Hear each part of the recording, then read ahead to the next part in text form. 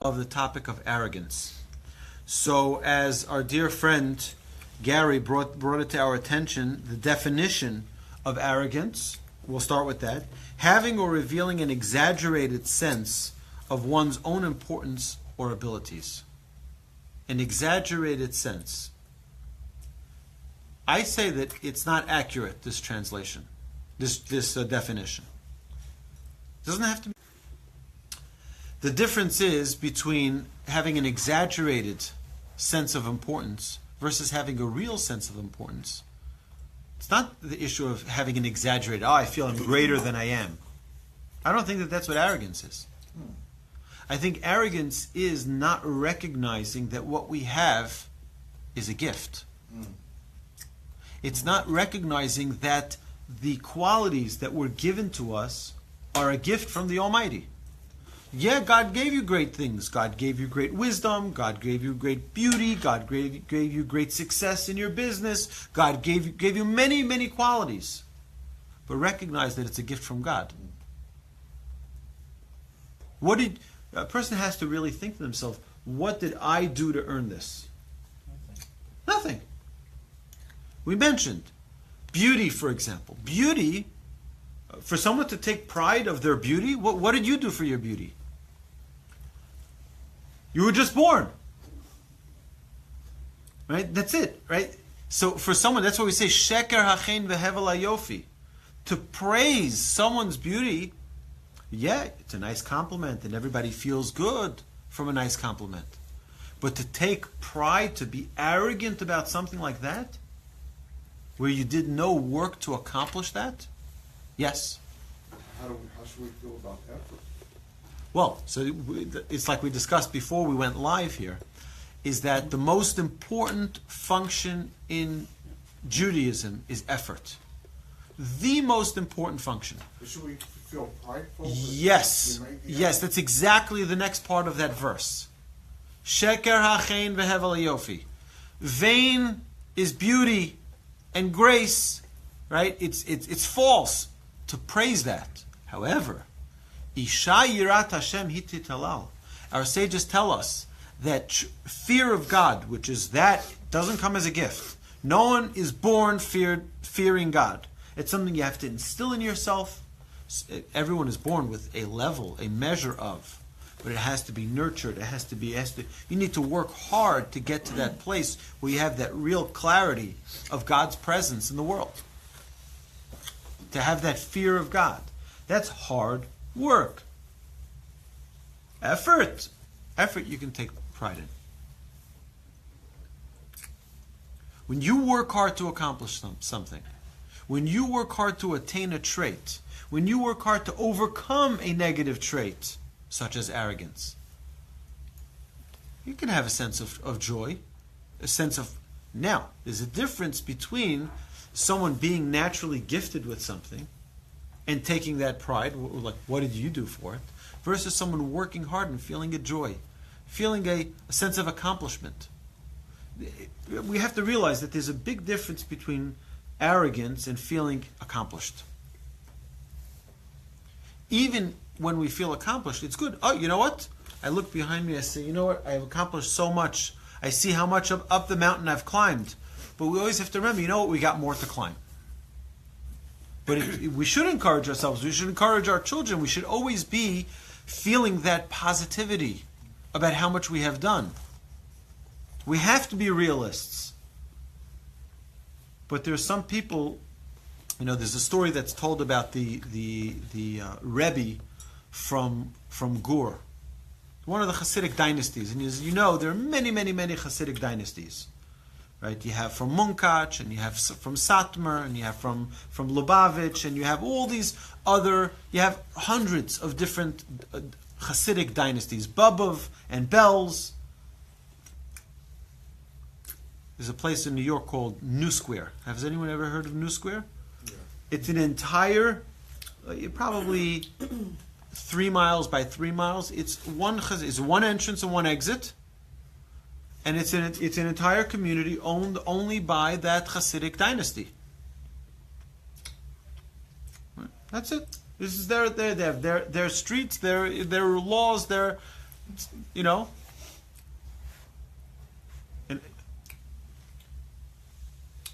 you have Hasidic dynasties of all shapes and sizes, all different styles. Okay, one of them was Ger or Gur, and the Ger Rebbe, you know, the previous Ger Rebbe took over the dynasty when his father passed away. He was very young; he was 18 or 19 years old. So some of the elders of the followers of his father came to him and said, you know, it's like we're older, you know, it's like not demanding, but like, how do you feel fit for this position? He says there are people who go hiking. They hike up these mountains and it takes them months and months and sometimes years and years to get up to the summit, to the top of the mountain. They finally get to the top. And then they see a little child on the top of the mountain. Like, we've been working, look, we got white hairs from this. And here you are as a child. He says, well, I was born up here. I was born on top of the mountain. And many times, when people are born with such gifts, the danger is that they don't realize how great it is. It's usually that case. You know, you ask someone who owns a pizza shop how often they eat pizza. Right, what do they tell you? Never. When you have something, it's like the idea is because it's not unique to you.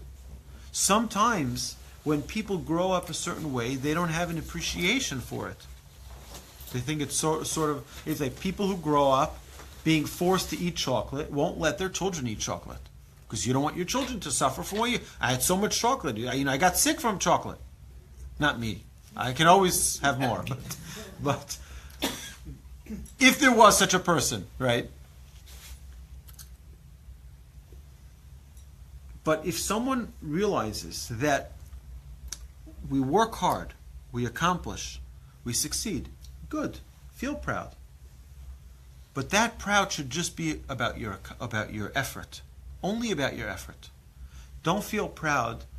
Look how much better I'm doing than him, and him, and look. I'm the greatest writer in the whole world.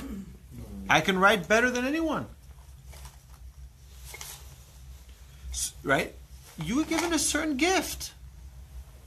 Maybe you're not even utilizing that gift as much as you should have. Great, you have accomplishments.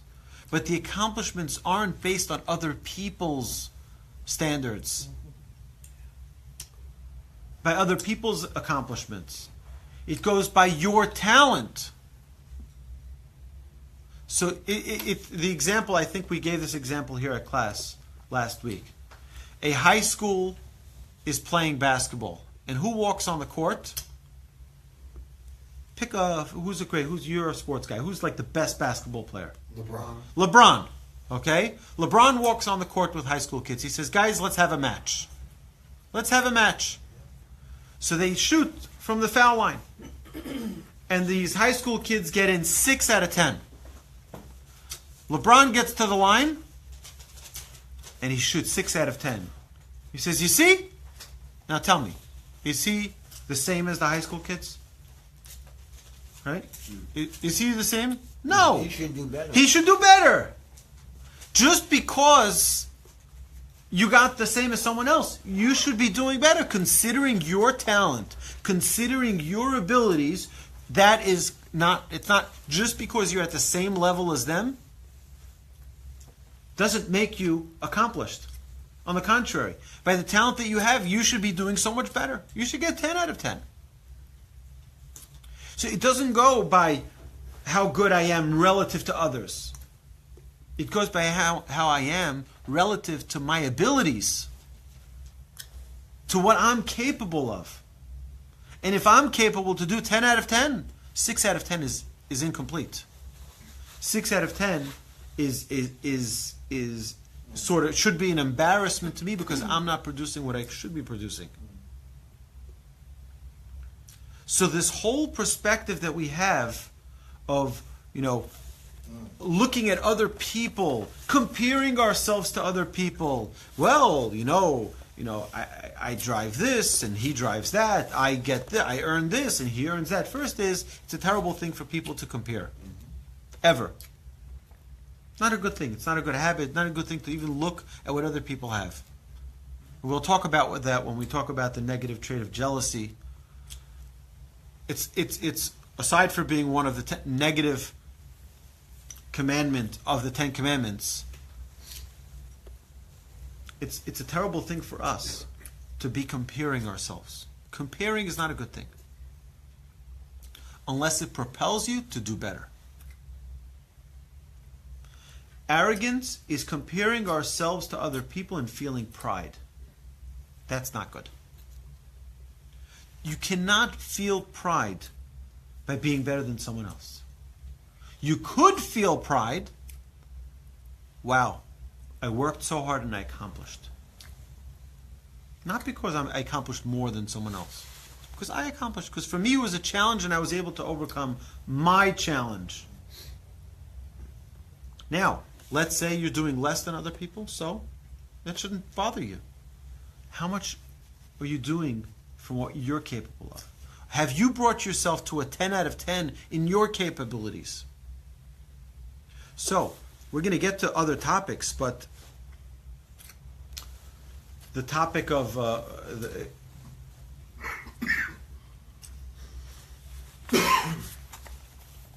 we spoke about humility. Humility is people say it's the opposite of arrogance, but it's different tools. It's totally different tools. But recognizing that God gives you certain talents and certain abilities, and that you need to maximize yourself and not be comparing to anyone else. Okay. So,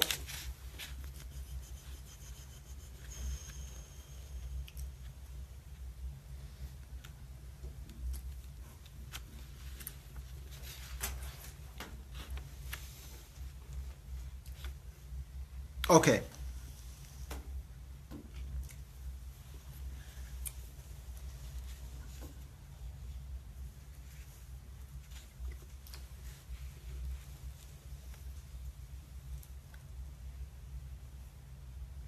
Now, I want to share with you an idea here that I have written down here.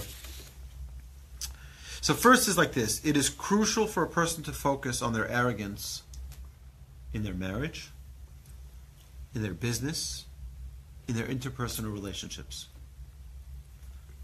Dealing with other people. How do you deal with other people?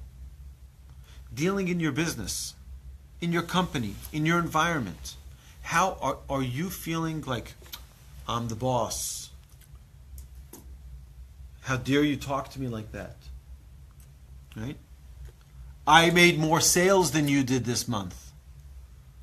Right? What did you bring to the company this week? Right? So a person has to be very careful in those specific areas where we feel comfortable. That's where we have to monitor ourselves. In marriage,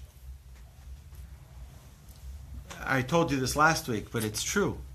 When we asked my grandfather, we were working on different traits, various different traits. So we asked my grandfather, a whole group of us, we went and said, so how do we deal with arrogance? She said, arrogance, you don't need to worry about. Arrogance, as soon as you get married, your wife will take care of it. But it's something, it's true though. It's something that, because you're at a total disadvantage, right? Yeah. We all are. But you know what? We're not here to just enjoy life. We're here to work. We're here to accomplish. We're here to overcome and face those challenges head on and strengthen ourselves. That's what we're here. We're here to really come out of this world better than we came in. Yes. So here's a dilemma that you face. I work for a pretty big company, and every other day you get these lists of what person has the most sales this month, who's got the best profit in each deal, and you're sitting and you're looking at that. And how do you overcome that you have to produce or you're gone? you say you say you shouldn't really worry about that. That's a But very good point. thank you. I have good points. That's right. That's embarrassing. Be careful. We had this conversation. Is that good point, mate? When he's don't get arrogant. Yeah, don't get arrogant. No, his wife will take care of that. So So that's a dilemma for me. it is. It's an important dilemma. You're right. very When you're in a company environment, in a corporate environment where everything is competition, you have to make more sales, you have to produce more, you have to You have to.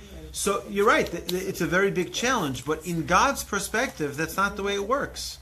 From God's perspective, it's how much effort have you put in. You tell a company I'm doing the best I can, and you do 100,000. I'm not saying you're gone. Right, but you know what? You don't. I hate to say this, but your livelihood doesn't come from the company. Your livelihood comes from God. Your company is the vessel through which God sends it to you.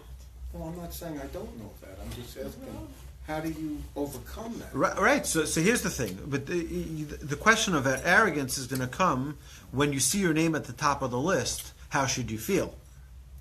Sense of accomplishment rather than. Well, a sense of accomplishment, but the challenge with that is that you say to yourself, you know what?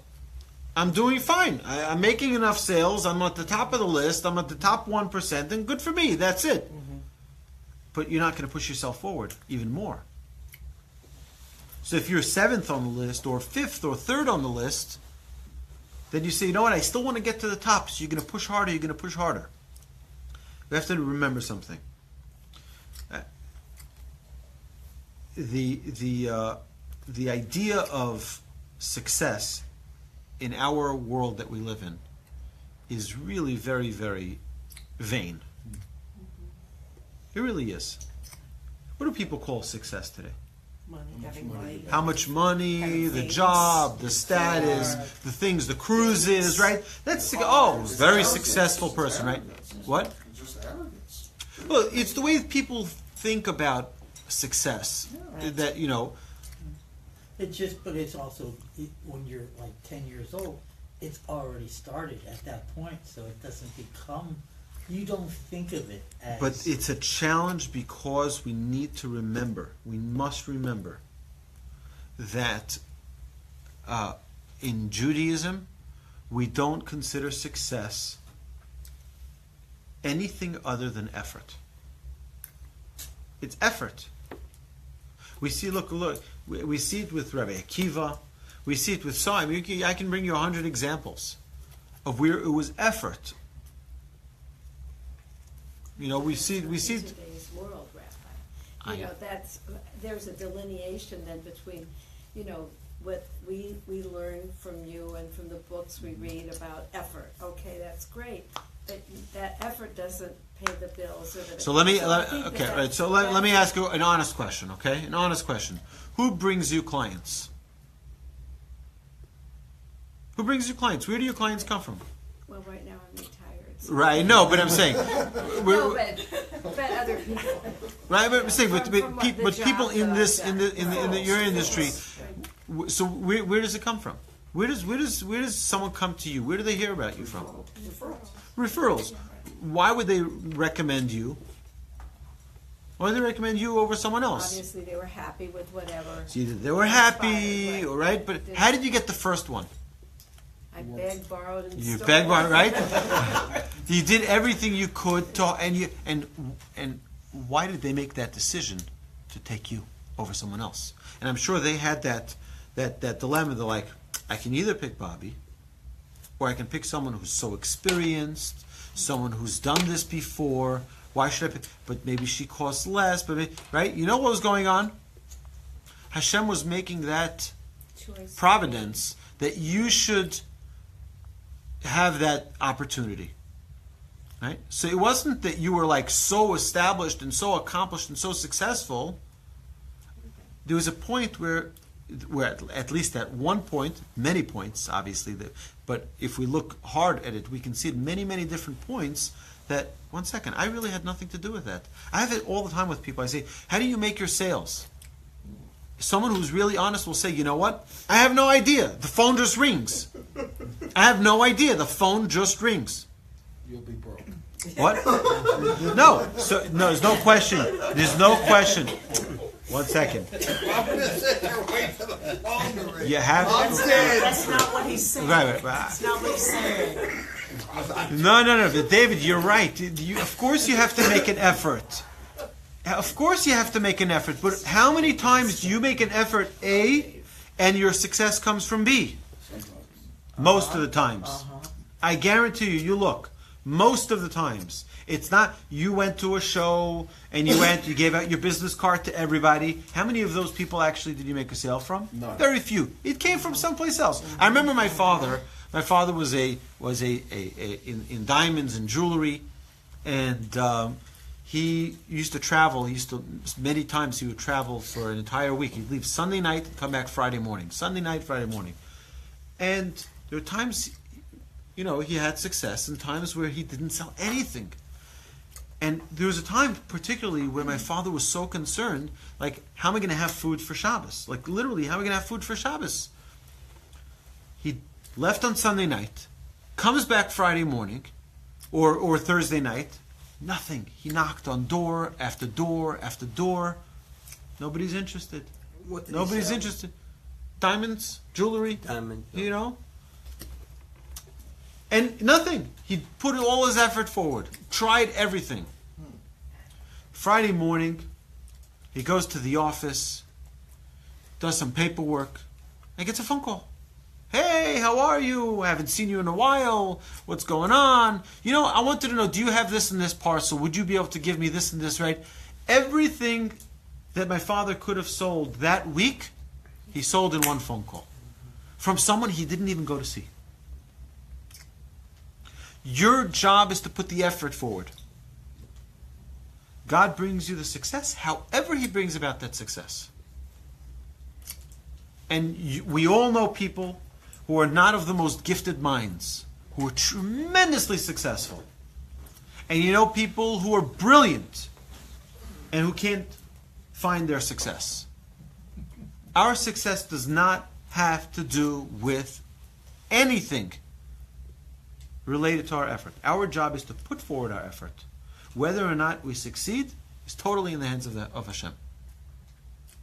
Totally in the hands of Hashem. You agree? Yeah. See, Ed agrees with me. I'm in. Okay. Well, not unless they agree. David, I know, agrees. Whatever you say, Rabbi. No. So really. No. What's the argument? Let me hear the argument. Well, I don't think that. One second, David. I'm going to tear you up. I'm going to tear you up. I'll tell you. One second. Just not talk. One about second, this. David. Yeah. Do you really think for a second that when you make a phone call, you make a sale? Yes. 100%? No, I think Hashem helped. Yeah, I see your. But No. if I don't make a phone call, I ain't going to get a sale though. Okay, so you have to put forward your effort, but the fact that whatever percentage do respond yes is not because you understand. You could have just called those 30. Right. Right? What do you say, 30% success rate? Well, mine comes from vendors, basically. I understand, but 30% of your phone calls result in Not even that. 10%? Maybe. Yeah. You think Hashem couldn't make it that you only make those 10% calls? Yes. You could have only called those 10 and you have a 100% success rate. You have to call 90 others to get those 10. Who said why? Why shouldn't you get all 100? If it was by your doing, then you should have had 100% success. That's exactly Hashem wants you to put. Hashem puts forward. Hashem says, "Put forward your effort. I will take care of you." Your job is effort. So now we know, like the Chavetz Chaim. The Chavetz Chaim would open up his store for exactly as much time as he needed to earn enough money for Shabbos. He would open up Sunday. He would make enough sales to last until that Shabbos. He would lock the store and go learn. So go support the other vendors. I have a son like that. Well, it's a very special thing. It's a very special thing. Right? But really, that's completely trusting in the Almighty. He just Well, you know what? What you're saying Yes. is when I had my advertising company, I would not go home until I made at least 2 sales. If I didn't make 2 sales, I wouldn't go home. Really. No matter how big or small. Huh? No, the sale was generally the same price. I was selling advertising, but it was all cold calling. I never used the telephone. I'd like to see the person Yeah, face to me too. face, Yeah. and You think the same way? Yeah, I always do. Yeah, I like to call yeah, in but if you person. My dad see a liked person that. face to face, you can see their the body movements and It's everything. the nonverbal communication that you can pick Yeah, up well, on. on the It's really phone, important. a phone is like So blah. right. So here's the, I again. never, So I never used the I phone. hated the phone. again, we have to be so careful about, look, we're living in a culture where people think, the cause and effect, Yeah. right? People believe in cause and effect so much so that if it doesn't react the way they want it to, then they're just going to change the rules. Right? I'm thinking in a way of like, Washington D.C. was one of the things we spoke about last week when we asked everybody to give their one-word definition of arrogance. So we came up with Washington, right? Politicians, right? That's if you want to know what arrogance is in one word. The idea is that people don't understand that there's a bigger picture in this world. There's a bigger picture in this world, and it's not because again, like you said, David, you're the proof that you're wrong in your original argument, right? Is because if you think that all of your success comes from your doing, I don't think that. right? It has to be that it's not that way. It has to be, because otherwise you would have a 100% success rate, You can't. right? You have to put I have yes, a question. sure. How do you change arrogance to humility? And how do you be confident and still maintain humility? Okay, brilliant questions. You have them written out? Yep, you can be my I can't. Okay. So, the question is like this: how do you work on arrogance to humility? Right. That's question number one. And number two is how do you remain confident in your Still have humility. and still have humility? So the first thing is like this. We mentioned this when we talked about the letter of the Ramban. Very, very powerful letter. The Ramban wrote a letter. It's one page. I should have copies someplace around. I have copies here.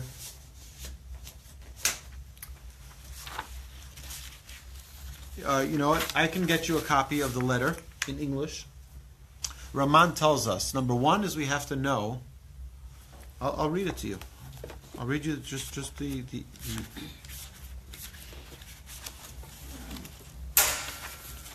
So the first thing is to, speak with a soft voice. Speaking with a soft voice will assist you in never getting angry. Speak with a calm, gentle voice. That reminds me of the southern thing, speaking a soft voice, but carry a big stick. Okay, yeah. And always be pleasant, and that way you won't get angry. Which is anger is a very terrible sin. It's a sin. Yeah. Very terrible sin. What happens if someone when someone works on his anger? Then the person doesn't get angry anymore? Humility descends upon them. Why? What is humility?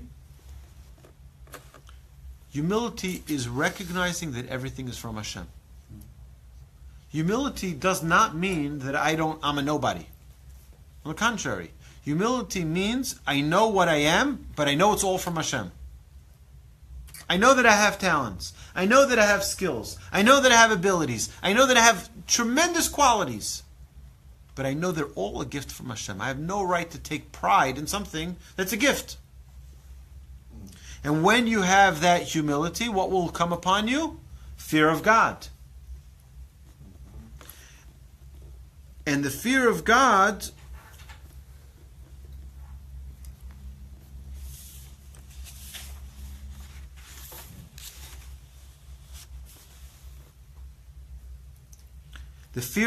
will lead you to humility, right? And then he goes into how someone who's arrogant over. Now it's very interesting. Ki hamitga'eh b'libo al habriot. Someone who's arrogant over other people. Arrogance is relative. Now, if you feel proud for your own accomplishment, that's great. But if you feel proud over someone else, that's terrible. Because now the barometer is not between what God gave you to what you're accomplishing, but it has nothing to do with God. It's me and you. I'm better than you, and that's it. Right? And that's a terrible thing. Because Yeah, but confidence doesn't have to be a comparison. confidence shouldn't. That's exactly the idea. Confidence, what many people make this mistake, is that their confidence is based On arrogance. on comparing themselves. But Oh. what about a person that is confident and he's not comparing himself? He just says, I'm just a confident person. Well, it's a slippery slope because you got to be careful. Confidence is a very good thing, but there has to be a balance. Too much of that confidence will lead you right into arrogance. Well, yeah, but What that's if- the same as fake confidence, or half of fake. You have to have some confidence. Fake Overconfident, yeah. overconfidence, which many people that are salespeople and so on, like myself years ago, is like you have to have that in order something from you. So it's True. It does. It does go Well, to the negative we side. could talk about that when we talk about truth. We could talk about saying things that aren't, giving off an image that's not really real, right? That's something we have to talk about, honesty and being careful. But to the second question about being Lee, the second question that you asked is a very important question: is how to stay confident and not become arrogant. So again, I think it's about reflecting on ourselves and our own ability versus comparing ourselves to other people. I mean, that's the danger. If we compare ourselves to other people, so we have that ability of like, hey, look, I'm so great, I'm better than them. That doesn't mean anything. Because being better than them, or, again, take that LeBron, right? That LeBron, imagine he got 7 out of 10. He's like, yes, look at me, I'm so much better than you. Well, you're an NBA player. You should be better, right? What are you so proud about, right? Unless you're Will Chamberlain. Well, right. Then you could only hit 20%. Yes. Well, see, but then you're comparing stuff that might not have a comparison. But what if you're with... That's the What point. if you're They with- never have a comparison. But what if you're with people of your same ability? Nah, Wait a minute, no. Rabbi, and you know that they're comparing you to the norm. In other words, if you don't do X, you're Who gone. decided the norm? Your who- company decides the norm. Again, you're going back to business. The business is a different set of Well, can you be of true? rules about how the business operates. We're talking now in God's world. Well, you God- can't compare those two things. Why business not? In God's world, because they're different. Well, everything's in God's will. God has different set of values than the company has. The company has dollar and cents values, and God Right. has effort. All right, so you're going to tell your company that's paying you, that you're making money, that I'm trying my best, but I'm doing zero sales. No. How's that gonna last? Again, you're not living for the company. You're living for your relationship with God. So all you need to do is say, God, I am going to give my greatest effort. I'm going to make the phone calls. Success doesn't come from me. It doesn't come from the company. Success comes from you. If you want me to succeed, I'll succeed. But You you're- don't want me to succeed, I won't succeed. Do you expect me? I'm going to walk into my boss and tell him that? No, and he'll likely think you're crazy. But that's fine. I'm going to do my best, but I can't make any sales. No, the idea is that your job as a believer in God, someone who has faith in God, your job is to give your effort. That's it. Period. That's it. End of story. Whether or not it leads to your success is completely irrelevant. It's completely irrelevant. Not to your boss. Your boss won't. It'll be very relevant. Yeah, absolutely. To your boss, it'll be very relevant. But to the Almighty, He doesn't care. Your job is to give your effort. You give your effort. That's what counts. You talk about that with any trait, right? I'll give you an example. Okay. So I call you up at 12 o'clock at night and I say, David, I really need a big favor, okay? I was just able to get on a flight. I need a ride to the airport. You're like, 12? Yeah. So what do you say? Sure. 12 o'clock at night. Sure. Sure. Okay, great. I know who I'm calling next time, right? So, I'm not Uber. so you're ready to go, and even though it's late, I have a better idea. February 4th at 6 o'clock, I call you up. What's February 4th? Super Bowl. Super Bowl. You're sitting down, you got your popcorn, you got your kosher pizza, right? Sure. No, I'll tell you why. This is the trick for the Super Bowl. The first half, you eat the pizza. Yeah. The second half, you have the meat, because you can eat the meat after the right? But not the opposite. It's like, 30 minutes. well, the halftime show is enough time between, right? So you have the milchiks first, then you have the fleishiks second half, and it's perfect. Okay. So you're ready to go. You're all ready to go. Right? You're about to turn off your phone so that nobody bothers you, and boom, you get a phone call. Can you give me a ride? You're like, really? Now? Now give me a ride? You say, you know what? It's an opportunity for me to be totally selfless. I'll do it. All right? I'll call you back in a few minutes, tell you exactly where to pick me up from. All right, thank you so much. Call you back 10 minutes later and I say, you know what? David, thank you so much. I really appreciate it. You were ready to give up your football game for me. I appreciate it, but I have it taken care of. Do you get reward Yes. or not for your willingness to do this mitzvah? Yes, of course you do. Why? Because you made an effort. Oh, it means you were willing to do it. Even if you didn't do it, it's as if you did it. Okay? It's like what we said before, but to the opposite extreme. Even if you don't do it, you were willing to do it, you get the reward for it. You didn't do it. You didn't take me anywhere. But you were ready to do it. So it's the thought that counts. And the effort. Again, yes, the effort. It's all about the effort. I was ready to give up everything, to drop everything to go do it. It's as if you did it. So it's a whole different world. I think I think jealousy needs to be our next topic, because they very closely relate. Arrogance, again, has to be proud over other people. That's not good, because you're already using other people as your measure, as your barometer of what success is. You can't compare to other people. Now, doesn't jealousy cause a lot of anti-Semitism? Well, so it says that the nations of the world hate the Jewish people. Why? Because they're jealous of us, right? So imagine, and we gave this example before. I buy a lottery ticket. What's the lottery at? Whatever the amount is. Any amount, okay? So it's $490 million, okay? Let's say. I buy a lottery ticket. I say, Gary, happy birthday. Here's a lottery ticket as your gift. You say, you know what? I have everything I need. Thank God. God has blessed me. I don't need it. You know what? I'm going to pass it on. You pass it on to Bobby. Bobby says, you know, I just retired. I'm good to go. Right? And then Bobby passes it on. Everyone passes it around. And the last person here is Eliyahu. Eliyahu gets the ticket. And guess what? He wins. Right? There you go. $490 million. You know what everyone's going to feel?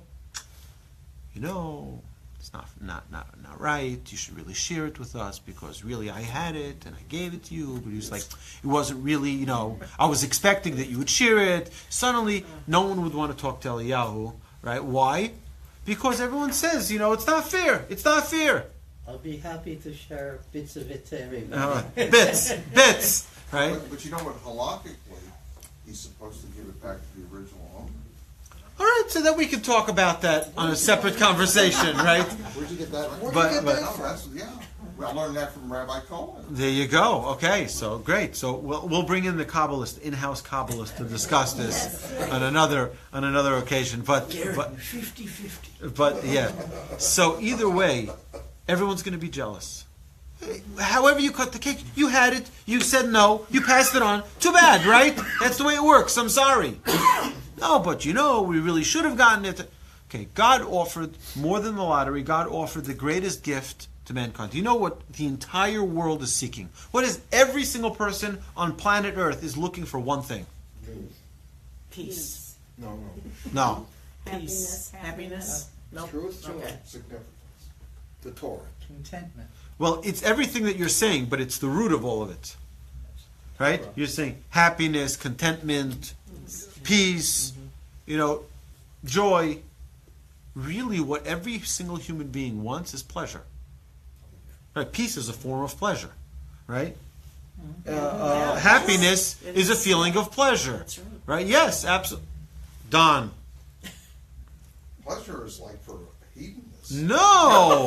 Pleasure can Even also be good. like we said, even sadists, why do they do it? Because that's their pleasure. Everyone is seeking pleasure. The whole world is seeking pleasure. Now, I'm asking you, who has the book on pleasure? Torah. The Torah. The Torah is the manuscript of this world. So everybody's looking for it, and we have it. Why wouldn't they be jealous? The whole world is seeking. And not only that, the Midrash tells us that the entire world was offered. Everybody got a memo. Who wants the Torah? Who wants the Torah? So that that every nation had a prophet. Every nation had a prophet. The 70 nations, everyone had a prophet. Everyone gets a memo. God. Okay, Moses, would you like my Torah? And you know what all the other nations wrote back? What's in it? What's in it? Right? What's in it? What's in it? What's in it? Everyone wrote, right? What's in it? So God tells the French, thou shalt not covet. What? No, not happening. God tells in that nation, you can't steal. What? No way. Right? That nation, you can't murder, forget it. Right? Every nation God gives them the mitzvah in the Torah that relates to their weakness, and they're like, forget it, not a chance. Not a chance. The Jewish people, How much does it cost? We'll take it. right, that's right. Cost, right. How much is it, right? How much is it? Give me 10. It's free. We'll take 10. God says, let me check the storage. I think I got 613 of them. You can take them all, right? So, Free. so it says actually, Ratzah Kadosh Baruch Hu lezakot et Yisrael afikach hirba lehem Torah u'mitzvot. God wanted to give us merits. Therefore, He gave us many mitzvahs. So we have any opportunity that comes. You think about any experience in life, there's an opportunity to do a mitzvah. Right? Your home is holy, you have a mezuzah on each door. So now your home is a holy place. Right? You think of your body, you have tefillin, you have other opportunities. There are things that you have a holiness of time. We light the Shabbos candles. We have the Shabbos, the observance of Shabbos. We make the month holy. We have a blessing for the moon. We have morning, afternoon, evening. We have prayers. We constantly are making our experience more enriched. Even in the bathroom. Everywhere. Well, it's out of the bathroom. Do we make the blessing? Right. Right. But the experience of a person having a healthy, functioning body, right? There's a blessing for that. Why? Because we are obsessed with pleasure, and in so doing, we don't want to let one pleasure go by without experiencing the moment. That's why, if you realize, most blessings are before the pleasure, to get you into the frame of mind. Most blessings are before the pleasure. There are a few that are after, right? But most are before. Yeah, when you go to the bathroom, you say it after. Correct. When you're leaving. Right. There actually used to be a time that they would say something before. I didn't know that. Yeah. Now halacha says we don't say it anymore, So but why is it before? because you want to get yourself into the frame of mind of what you're about to experience. So before you eat something, you make that blessing to get you into, wow, how fortunate I am to have this apple that I can eat. Look at it. God made this for who? For me. For nobody else. Take a second and look at its beauty. Before you taste it, before you just take a bite, just like, wow, God loves me. You know, that I'm going to relate this, I've related this before. What is the symbol of love? Well, of course, the heart, right? But I'm saying, what notion? What can someone do to express love? A husband for his wife. To give, right? Now, the greatest. So your husband goes and he says, "Honey, guess what? You know how much I love you? I bought the milk." I bought milk this morning. Sure. Right? Is that a great gesture of love? He's bought giving. what? He bought the milk. Oh, Right? Is that a gesture of love? Not really, because we only. It is, but If she wants to eat cereal. right. So right, but for your coffee, right, whatever it is, but yeah, to some degree it is. But you know what's much greater of a sign of love? If you buy me something I didn't need. Oh, yeah. When you buy flowers. And men will never understand the importance of flowers. They'll never understand it. You know why? I don't get it. Right? He says, we died. yeah, but Exactly. If they die by Tuesday, why would I buy you flowers, right? It doesn't yeah, make but any sense. if you buy flowers, the wife's going to think that you've done something. Right. Why did you buy me flowers? So 1 second. We're thinking too much into No, that. no. Guys. Let me explain this to you, okay? Let me explain to you how it works, okay? Right. It has nothing to do with making a mistake or doing something wrong that you're buying her the flowers. The idea is that because it has no other function than just to express your love, that is the greatest form. Right? If you buy her only something that exists for a longer period of time, right? So then, yeah, it's for a benefit. It's for here. It's just an expression. That's it. It is. There's nothing more to it than an expression from you saying "I love you." You want me to tell you something better than flowers? Let me hear. My wife, may she rest in peace, worked for the city. I was always out selling. When I would come home at night, she would already be there. And she'd say, well, honey, go ahead, I want you to do this. I want you to go sit down and relax. And you know what I said to her? I said, honey, the next 30 minutes is yours. Whatever you want, it's yours. You come before I do. I always said that to her, and we had a fantastic relationship. I'll tell you, my grandfather writes that in one of his books Really? on marriage. He says that every man, before he comes home from work, should stop by the door and recognize what's going on the other side of the door. Right? Take that frame of mind and dedicate the next 20 minutes to a half hour, not to himself, not even to the kids, to the wife. To the wife. To the wife. But that's not what. That's not that. It's a great point, a very important, and valid point. I want to zero in on this expression of love. You wake up in the morning, and you have a Post-it note on the mirror that says "I love you." Right. Every single thing that we have, that God gives us, that we don't need, is an extra sign of love. Now, really, did God need to give us so many fruits and vegetables? All different shapes and sizes and scents and Colors. It's just and colors. It's just magnificent. You look at you go to a grocery, right? The grocery department. You look at it, it's the most magnificent work of art. Look at one apple and see all the beautiful. Right? Did God need to make it like that? He could have made it white, square. Yeah. Right? And this is a banana, and this is an apple, and this is a this. Why? Because it is or just have one which will give you all the nutrients. No, you have all these different types and different. Why? Why all those different things? You know why? Because God loves you. He does things He doesn't need to do for you. He does it just out of the goodness of His heart. Can I ask you a question on pleasure? Is prayer the only pleasure that doesn't have diminishing returns to it? Well, I'll give you an example. You know, I went to a golf tournament one time, and they had this Haagen-Dazs that they would dip in the they dip in the chocolate and put almonds. It was the most delicious thing I've ever had in my life. Right. Gave me so much pleasure. After the 10th one, I would never look at that again. That's what I mean about diminishing. There's certain you can have pleasure for the moment.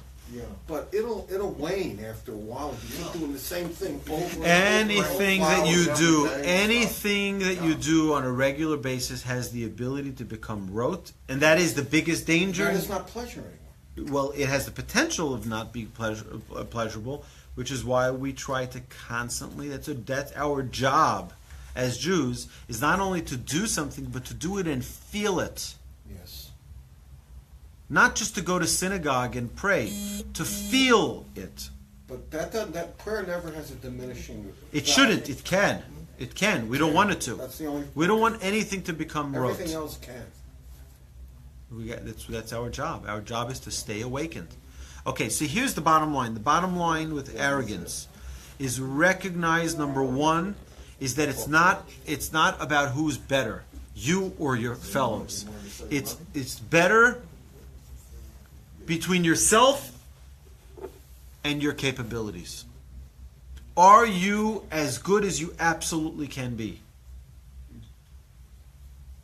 Are you maximizing your potential? Or are you coming short of what God expects of you? That's the real question. I'll just bring you back to that Tosafot. There's a Tosafot in Tractate Brachot that tells us that Borei nefashot rabot v'chesonan. God created many living creatures and their limitations, meaning things that you can't live without. What can man not live without? Bread and water. If we don't have bread and water, we're dead. And everything that you created to make our lives lively, says Tosafot. Do you know what that means? What's a necessity? Bread and water. What's a luxury? Everything else. Everything else. Kigon, Tosafot says, like tapuchim, an apple. An apple is a luxury. An apple is a luxury. You don't need an apple. You need bread and water. You don't need an apple. That's a sign of love. God gave it to you anyway. You know why? Because He loves you. That's why. Clean air. Everything. I don't see anybody walking around with a machine on their shoulder giving them oxygen. It's a gift. It's a gift. God gave you the wireless capability to breathe.